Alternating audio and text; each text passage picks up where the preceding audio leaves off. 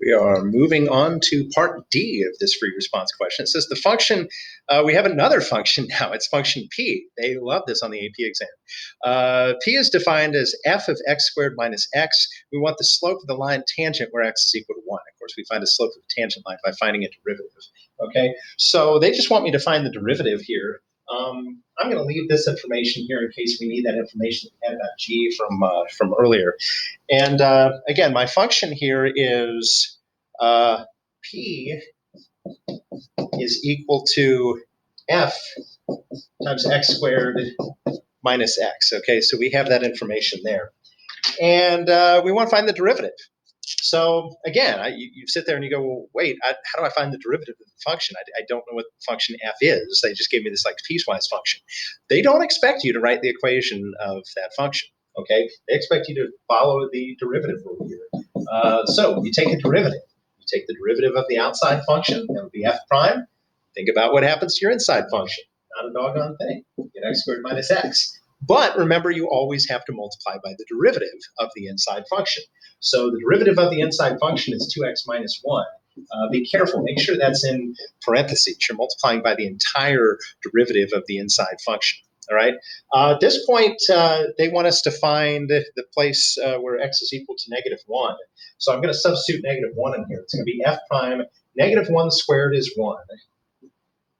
Minus negative 1 looks like it's going to be 2. So it looks like it's going to be f prime of 2 times, if we put negative 1 in there, that's negative 2 minus 1 is negative 3.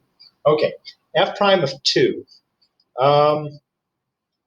If you remember, the graph they gave me is f, it's graph f, right?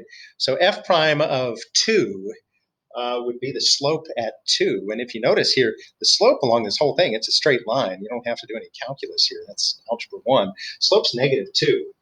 So we have negative 2 times negative 3. Negative 2 is the slope there. And it looks like we're going to get a final answer of 6. All right, let's take a look at their answer, and let's see if that matches up.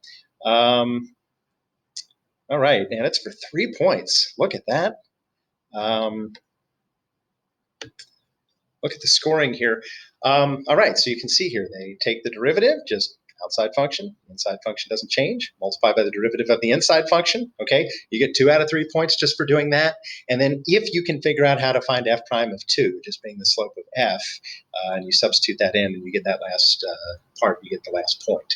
So again, especially if you make a lot of careless mistakes or that kind of thing, you should love these free response questions where they give you just a general function and they ask you to find the derivative.